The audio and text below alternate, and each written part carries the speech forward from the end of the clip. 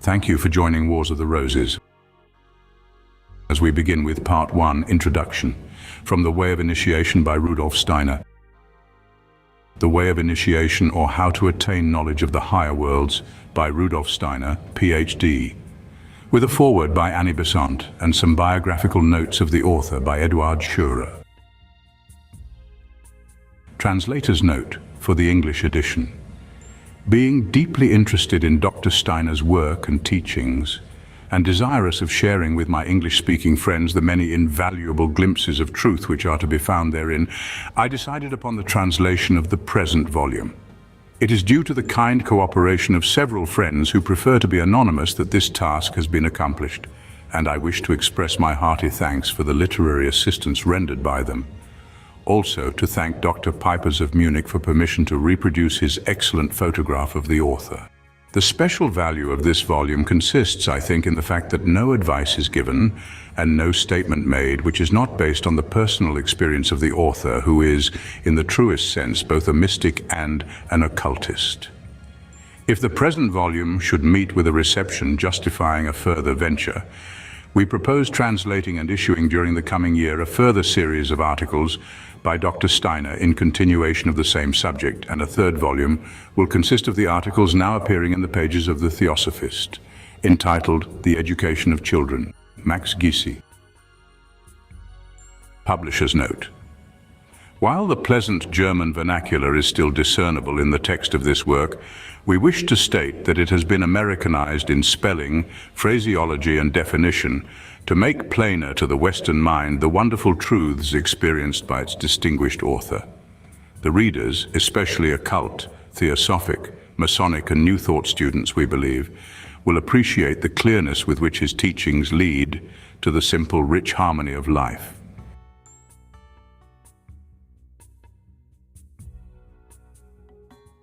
Foreword. I'm very happy to recommend this valuable little work to English readers, having already circulated the articles comprised in it in the pages of the Theosophist. Dr. Steiner's views, representing a deeply mystical Christian theosophy, are of very great utility, supplying a side of theosophical thought which might otherwise miss fitting recognition. He is the natural heir of the great German mystics, and adds to their profound spirituality the fine lucidity of a philosophic mind. Under his guidance, German theosophy is taking its right place in European thought and is becoming a real force.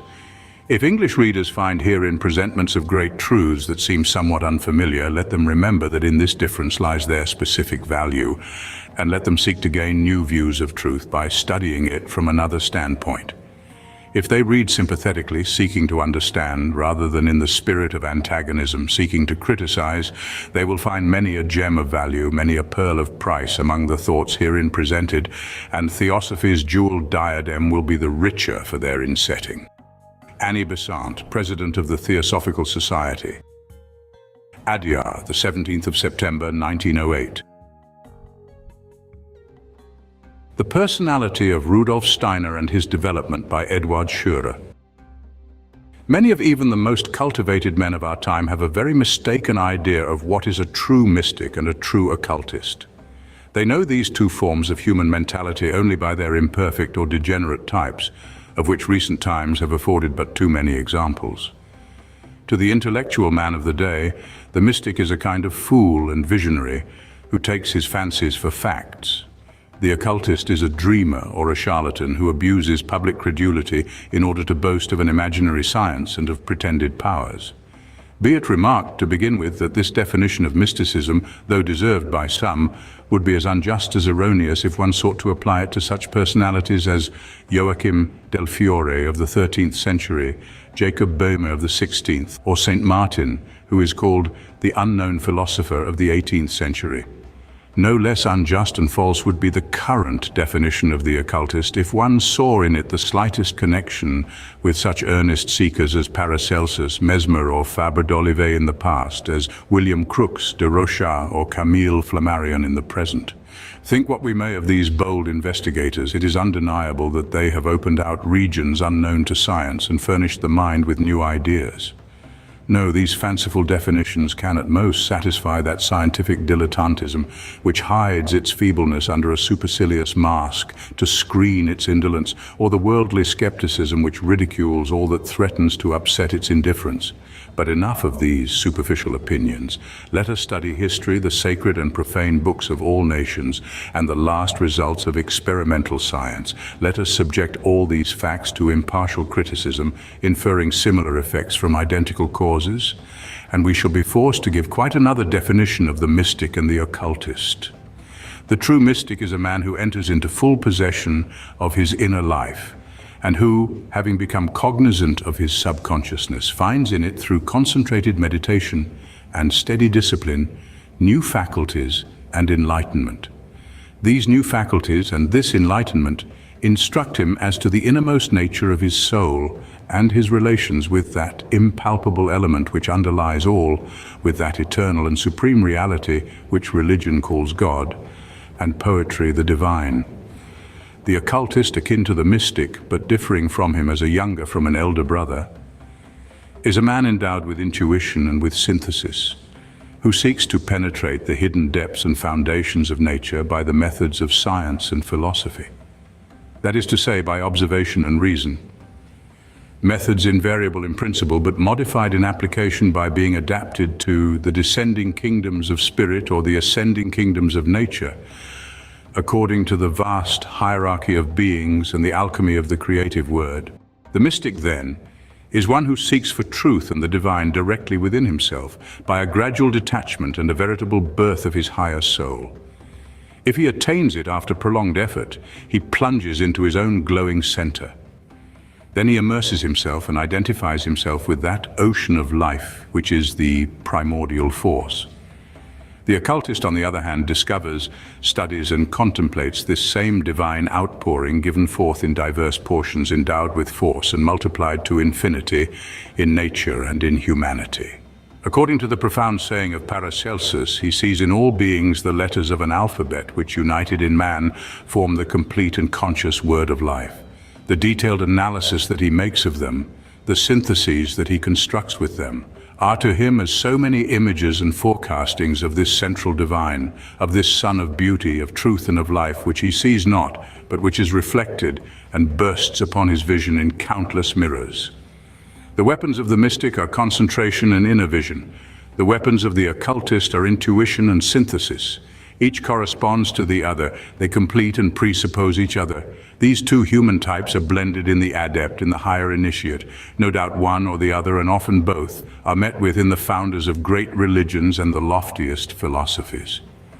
No doubt also they are to be found again, in a less but still very remarkable degree, among a certain number of personages who have played a great part in history as reformers, thinkers, poets, artists, statesmen. Why then should these two types of mind, which represent the highest human faculties and were formerly the object of universal veneration, usually appear to us now as merely deformed and travestied? Why have they become obliterated? Why should they have fallen into such discredit? That is the result of a profound cause existing in an inevitable necessity of human evolution. During the last 2,000 years, but especially since the 16th century, humanity has achieved a tremendous work, namely, the conquest of the globe and the constitution of experimental science in what concerns the material and visible world.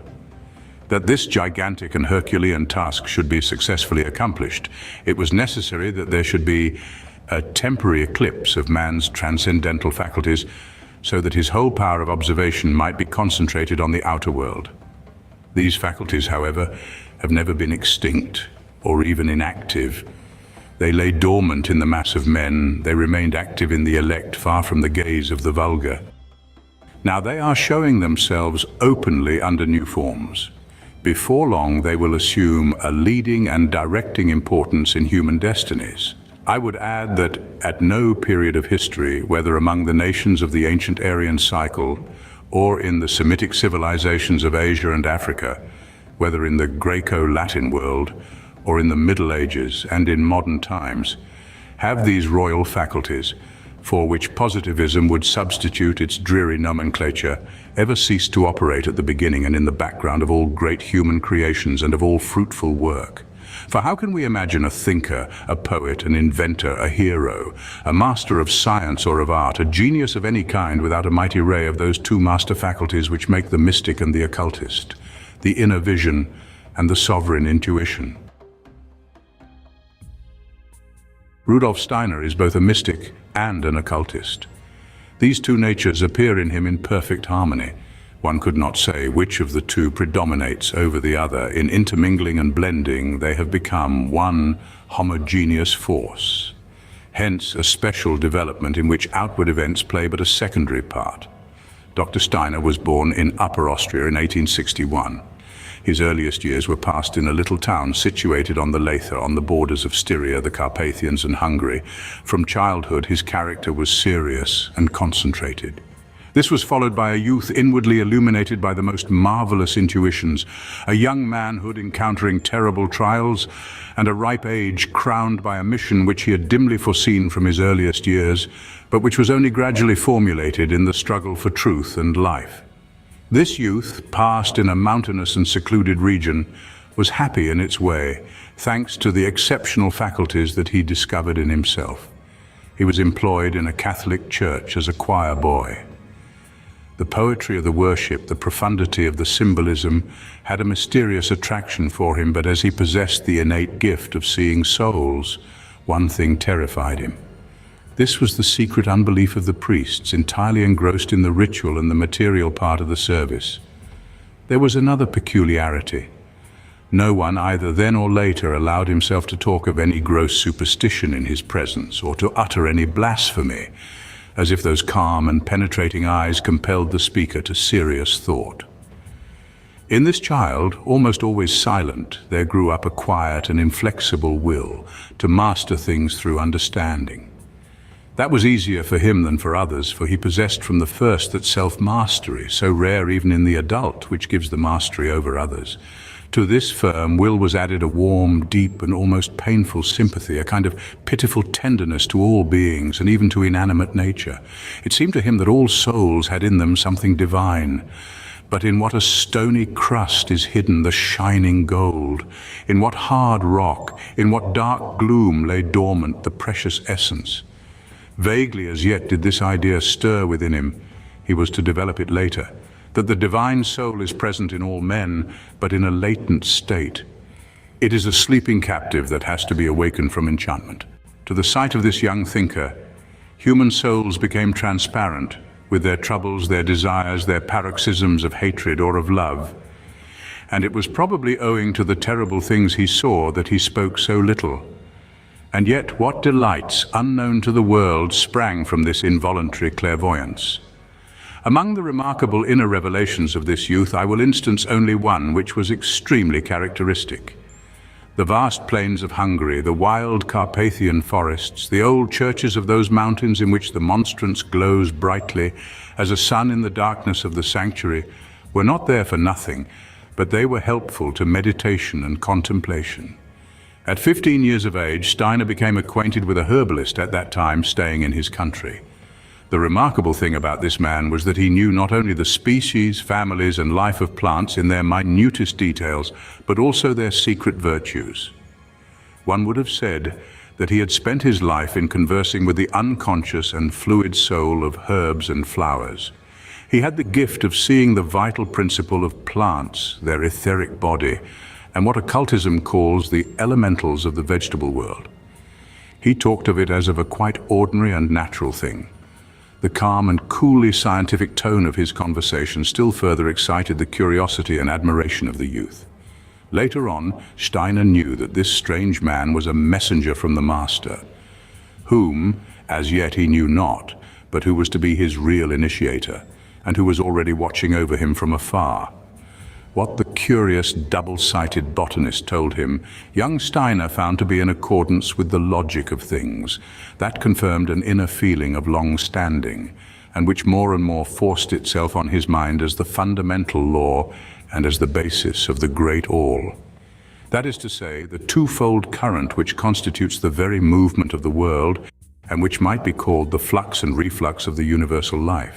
We are all witnesses and are conscious of the outward current of evolution, which urges onward all beings of heaven and of earth, stars, plants, animals, and humanity, and causes them to move forward towards an infinite future without our perceiving the initial force which impels them and makes them go on without pause or rest. But there is in the universe an inverse current which interposes itself and perpetually breaks in on the other.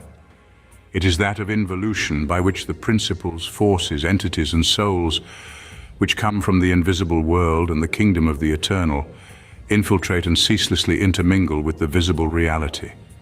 No evolution of matter would be comprehensible without this occult and astral current, which is the great propeller of life with its hierarchy of powers. Thus the spirit, which contains the future in germ, involves itself in matter. Thus matter, which receives the spirit, evolves towards the future. While then we are moving on blindly towards the unknown future, this future is approaching us consciously, infusing itself in the current of the world and man who elaborate it. Such is the twofold movement of time, the outbreathing and the inbreathing of the soul of the world, which comes from the eternal and returns thither. From the age of 18, young Steiner possessed the spontaneous consciousness of this twofold current, a consciousness which is the condition of all spiritual vision. This vital axiom was forced upon him by a direct and involuntary seeing of things. Thenceforth he had the unmistakable sensation of occult powers which were working behind and through him for his guidance. He gave heed to this force and obeyed its admonitions, for he felt in profound accordance with it. This kind of perception, however, formed a separate category in his intellectual life. This class of truths seemed to him something so profound, so mysterious, and so sacred that he never imagined it possible to express it in words. He fed his soul thereon as from a divine fountain, but to have scattered a drop of it beyond would have seemed to him a profanation. Beside this inner and contemplative life, his rational and philosophic mind was powerfully developing. From 16 to 17 years of age, Rudolf Steiner plunged deeply into the study of Kant, Fichte, and Schelling. When he came to Vienna some years after, he became an ardent admirer of Hegel, whose transcendental idealism borders on occultism, but speculative philosophy did not satisfy him. His positive mind demanded the solid basis of the sciences of observation, so he deeply studied mathematics, chemistry, mineralogy, botany, and zoology. These studies, he said, afford a surer basis for the construction of a spiritual system of the universe than history and literature. The latter, wanting in exact methods, would then throw no sidelights on the vast domain of German science. Inquiring into everything, enamored of high art and an enthusiast for poetry, Steiner nevertheless did not neglect literary studies. As a guide therein, he found an excellent professor in the person of Julius Schroer, a distinguished scholar of the school of the brothers Grimm, who strove to develop in his pupils the art of oratory and of composition. To this distinguished man, the young student owed his great and refined literary culture. In the desert of prevailing materialism, says Steiner, his house was to me an oasis of idealism, but this was not yet the master whom he sought. Amidst these varied studies and deep meditations, he could as yet discern the building of the universe, but in a fragmentary way. His inborn intuition prevented any doubt of the divine origin of things and of a spiritual beyond. A distinctive mark of this extraordinary man was that he never knew any of those crises of doubt and despair which usually accompany the transition to a definite conviction in the life of mystics and of thinkers. Nevertheless, he felt that the central light which illumines and penetrates the whole was still lacking in him. He had reached young manhood with its terrible problems. What was he going to do with his life? The Sphinx of destiny was facing him. How should he solve its problem? It was at the age of 19 that the aspirant to the mysteries met with his guide, the master so long anticipated. It is an undoubted fact, admitted by occult tradition and confirmed by experience, that those who seek the higher truth from an impersonal motive find a master to initiate them at the right moment, that is to say, when they are ripe for its reception. Knock, and it shall be opened to you, said Jesus. That is true with regard to everything, but above all with regard to truth. Only the desire must be ardent as a flame in a soul pure as crystal. The master of Rudolf Steiner was one of those men of power who live unknown to the world under cover of some civil state to carry out a mission unsuspected by any but their fellows in the brotherhood of self-sacrificing masters. They take no ostensible part in human events. To remain unknown is the condition of their power, but their action is only the more efficacious, for they inspire, prepare, and direct those who will act in the sight of all. In the present instance, the master had no difficulty in completing the first and spontaneous initiation of his disciple. He had only, so to speak, to point out to him his own nature, to arm him with his needful weapons. Clearly did he show him the connection between the official and the secret sciences, between the religious and the spiritual forces which are now contending for the guidance of humanity, the antiquity of the occult tradition which holds the hidden threads of history, which mingles them, separates, and reunites them in the course of ages. Swiftly he made him clear the successive stages of inner discipline in order to attain conscious and intelligent clairvoyance. In a few months, the disciple learned from oral teaching the depth and incomparable splendor of the esoteric synthesis. Rudolf Steiner had already sketched for himself his intellectual mission: to reunite science and religion, to bring back God into science and nature into religion, thus to refertilize both art and life. But how to set about this vast and daring undertaking, how conquer, or rather how tame and transform the great enemy, the materialistic science of the day, which is like a terrible dragon covered with its carapace and couched on its huge treasure? How master this dragon of modern science and yoke it to the car of spiritual truth, and above all, how conquer the bull of public opinion? Rudolf Steiner's master was not in the least like himself. He had not that extreme and feminine sensibility which, though not excluding energy, makes every contact an emotion and instantly turns the suffering of others into a personal pain. He was masculine in spirit, a born ruler of men, looking only at the species and for whom individuals hardly existed. He spared not himself, and he did not spare others. His will was like a ball which, once shot from the cannon's mouth, goes straight to its mark, sweeping off everything in its way. To the anxious questioning of his disciple, he replied in substance: "If thou wouldst fight the enemy, begin by understanding him. Thou wilt conquer the dragon only by penetrating his skin. As to the bull, thou must seize him by the horns. It is in the extremity of distress that thou wilt find thy weapons and thy brothers in the fight. I have shown thee who thou art. Now go and be thyself." Rudolf Steiner knew the language of the masters well enough to understand the rough path that he was thus commanded to tread. But he also understood that this was the only way to attain the end. He obeyed and set forth. From 1880, the life of Rudolf Steiner becomes divided into three quite distinct periods. From 20 to 30 years of age, 1881 to 1891, the Viennese period, a time of study and of preparation. From 30 to 40, 1891 to 1901, the Weimar period, a time of struggle and combat. From 40 to 46, 1901 to 1907. The Berlin period, a time of action and of organization, in which his thought crystallized into a living work. I pass rapidly over the Vienna period, in which Steiner took the degree of Doctor of Philosophy. He afterwards wrote a series of scientific articles on zoology, geology, and the theory of colors, in which theosophical ideas appear in an idealist clothing. While acting as tutor in several families with the same conscientious devotion that he gave to everything, he conducted as chief editor a weekly Viennese paper, the Deutsche Wochenschrift. His friendship with the Austrian poetess, Marie Eugénie del Grazie, cast, as it were, into this period of heavy work a warm ray of sunshine with a smile of grace and poetry. In 1890, Steiner was summoned to collaborate in the archives of Goethe and Schiller at Weimar to superintend the re-editing of Goethe's scientific works. Shortly after, he published two important works, Truth and Science and The Philosophy of Liberty. "The occult powers that guided me," he says, "forced me to introduce spiritualistic ideas imperceptibly into the current literature of the time." But in these various tasks, he was but studying his ground while trying his strength. So distant was the goal that he did not dream of being able to reach it as yet. To travel round the world in a sailing vessel, to cross the Atlantic, the Pacific and the Indian Ocean, in order to return to a European port, would have seemed easier to him.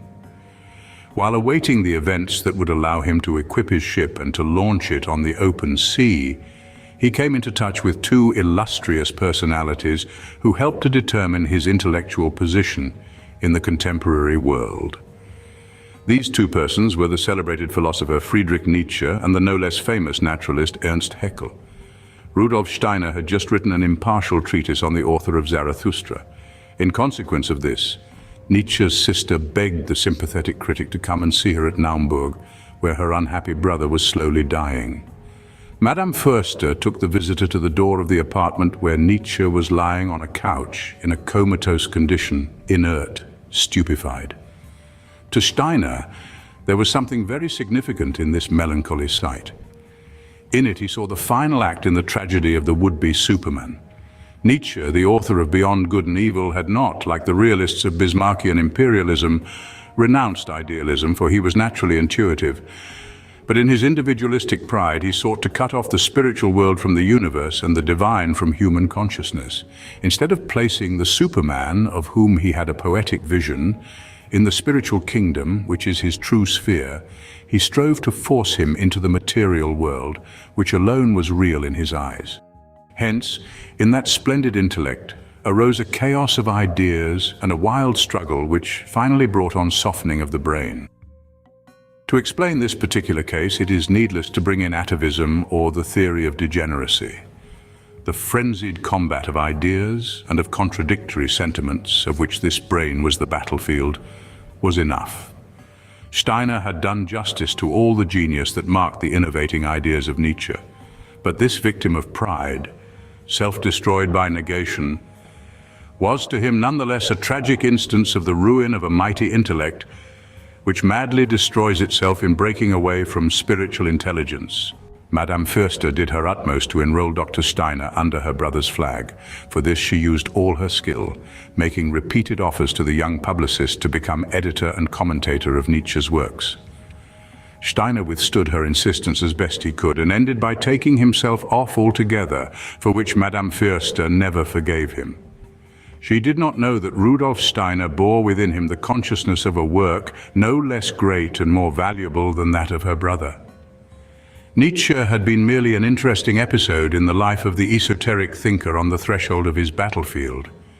His meeting with the celebrated naturalist Ernst Haeckel, on the contrary, marks a most important phase in the development of his thought. Was not the successor of Darwin apparently the most formidable adversary of the spiritualism of this young initiate, of that philosophy which to him was the very essence of his being and the breath of his thought? Indeed, since the broken link between man and animal has been rejoined, since man can no longer believe in a special and supernatural origin, he has begun altogether to doubt his divine origin and destiny. He no longer sees himself as anything but one phenomenon among so many phenomena, a passing form amid so many forms, a frail and chance link in a blind evolution. Steiner, then, is right in saying the mentality deduced from natural sciences is the greatest power of modern times. On the other hand, he knew that this system merely reproduces a succession of external forms among living beings and not the inner and acting forces of life. He knew it from personal initiation and a deeper and vaster view of the universe.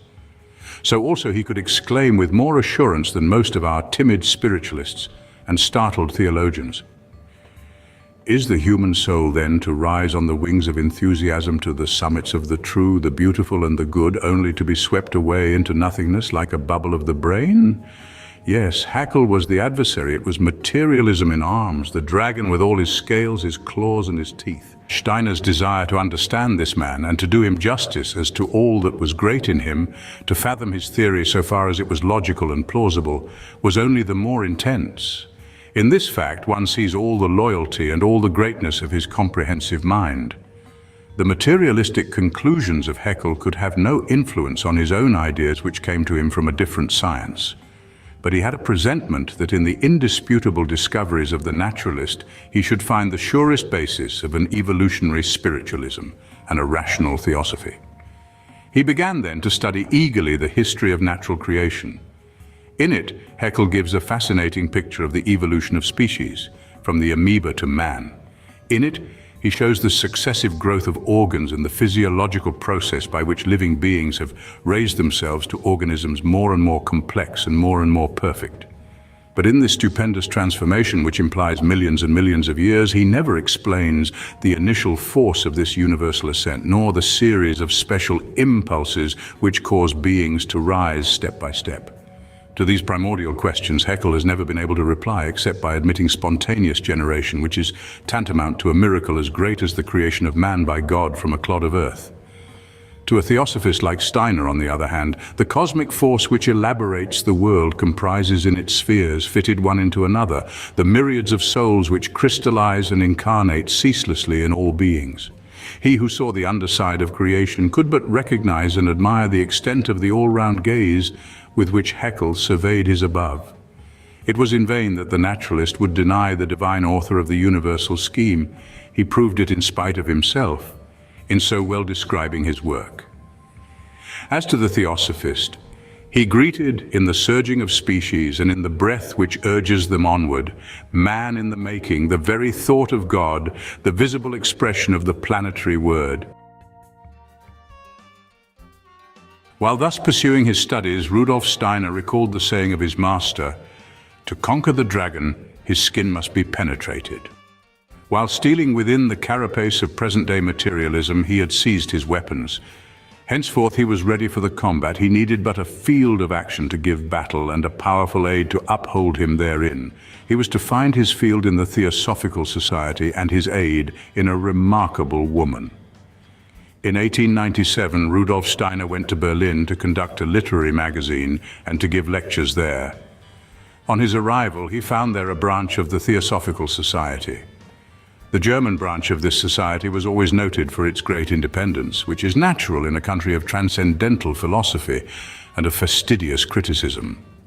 It had already made a considerable contribution to occult literature through the interesting periodical, The Sphinx, conducted by Dr. Huber Schleiden and Dr. Karl Duprell's book, Philosophie der Mystik. But the leaders having retired, it was almost over with the group. Great discussions and petty wranglings divided the theosophists beyond the Rhine.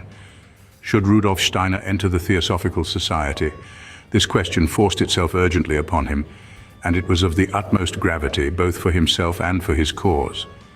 Through his first master, through the brotherhood with which he was associated, and by his own innermost nature, Steiner belongs to another school of occultism.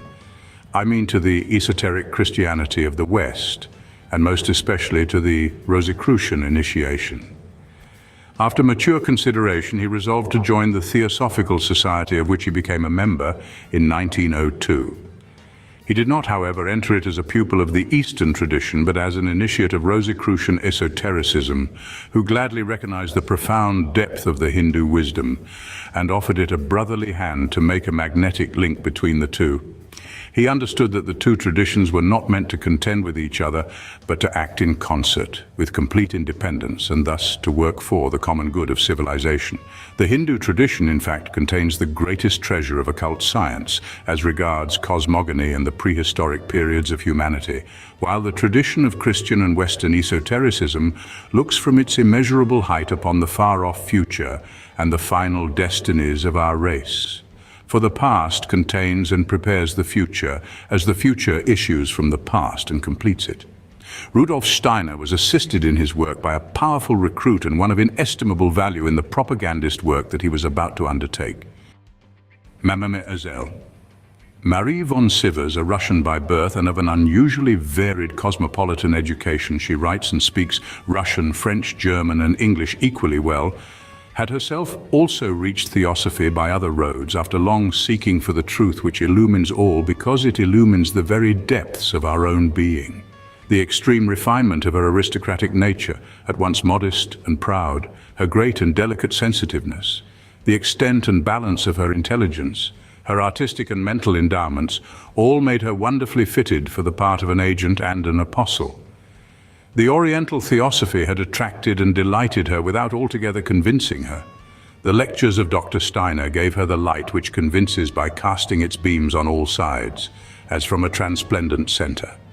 Independent and free, she, like many Russians in good society, sought for some ideal work to which she could devote all her energies. she had found it. Dr. Steiner, having been appointed General Secretary of the German section of the Theosophical Society, Mademoiselle Marie von Sievers became his assistant. From that time, in spreading the work throughout Germany and the adjacent countries, she displayed a real genius for organization, maintained with unwearied activity. As for Rudolf Steiner, he had already given ample proof of his profound thought and his eloquence. He knew himself and he was master of himself. But such faith, such devotion must have increased his energy 100-fold and given wings to his words. His writings on esoteric questions followed one another in rapid succession. He delivered lectures in Berlin, Leipzig, Kassel, Munich, Stuttgart, Vienna, Budapest, etc. All his books are of a high standard. He is equally skilled in the deduction of ideas in philosophical order and in rigorous analysis of scientific facts. And when he so chooses, he can give a poetical form to his thought in original and striking imagery. But his whole self is shown only by his presence and his speech, private or public. The characteristic of his eloquence is a singular force, always gentle in expression, resulting undoubtedly from perfect serenity of soul combined with wonderful clearness of mind.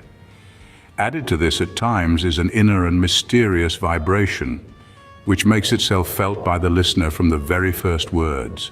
Never a word that could shock or jar. From argument to argument, from analogy to analogy, he leads you on from the known to the unknown, whether following up the comparative development of the earth and of man according to occult tradition through the Lemurian, Atlantean, Asiatic and European periods, whether explaining the physiological and psychic constitution of man as he now is, whether enumerating the stages of Rosicrucian initiation, or commenting on the Gospel of St. John and the Apocalypse, or applying his root ideas to mythology, history and literature, that which dominates and guides his discourse is ever this power of synthesis, which coordinates facts under one ruling idea and gathers them together in one harmonious vision.